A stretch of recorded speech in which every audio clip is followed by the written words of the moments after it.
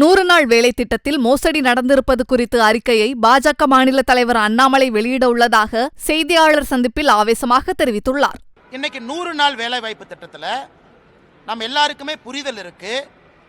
சம்பளம் ஒரு பர்சன்டேஜ், சம்பளம் 1% வேலைக்கான மெட்டீரியல், இது ரெண்டுமே மத்திய அரசு கொடுக்குறாங்க. உதாரணத்துக்கு நான் ஒரு டேங்க் கட்டுறேன் அல்லது ஒரு குலை வெட்டுறேன், 100 ரூபாய் செலவுனா இன்னைக்கு 60-40 இருக்கும். அந்த டேங்க் வெட்டும் பொழுது சம்பளம் எவ்வளவு சதவீதம் கொடுக்கிறோம், டேங்க் வெட்டுறதுக்கான உபகரணங்கள்.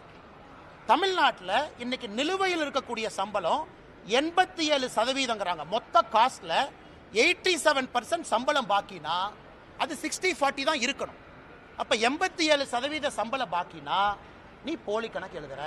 நீ போலி கணக்கு எழுதுறதுனால வேஜ் பில் அதிகமாகுது, மெட்டீரியல் பில் அதிகமாகல.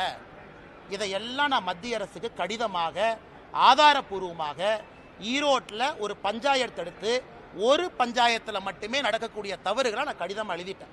இந்த கேள்வி நீங்கள் கேட்ட பிறகு ரிலீஸ் பண்ணுங்கிறதுக்காக வெயிட் பண்ணோம். இப்போ என் ட்விட்டர் பக்கத்தில் 1 மணி நேரத்தில் இந்த டேட்டாவை போட்டுறோம்.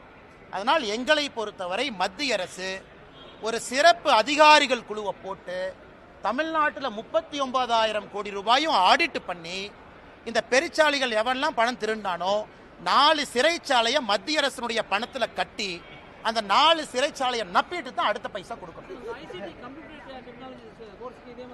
நான் சொல்றது கரெக்டு தானே? இந்த டேட்டாவை பார்த்துட்டு மேடம் என்கிட்ட, அண்ணன் நீங்க கொடுத்த டேட்டா தப்பு, 15 கோடி கிராம மக்கள் தொகை, 23 கோடி யூபி, அவன் 38,000 கோடி, 8.5 கோடி மக்கள் தொகையில 3.5 கோடி கிராமப்புறம், நாம 39,000 கோடி. இந்த மாதிரி அல்வாவை எங்கேயாச்சும் இந்தியாவில் பார்த்துருக்கீங்களான்னா இதை நாங்கள் பேசக்கூடாதாமா. செய்திகளை உள்ளது உள்ளபடி தெரிந்து கொள்ள ரெஃப்ளெக்ட் நியூஸை சப்ஸ்கிரைப் பண்ணுங்க.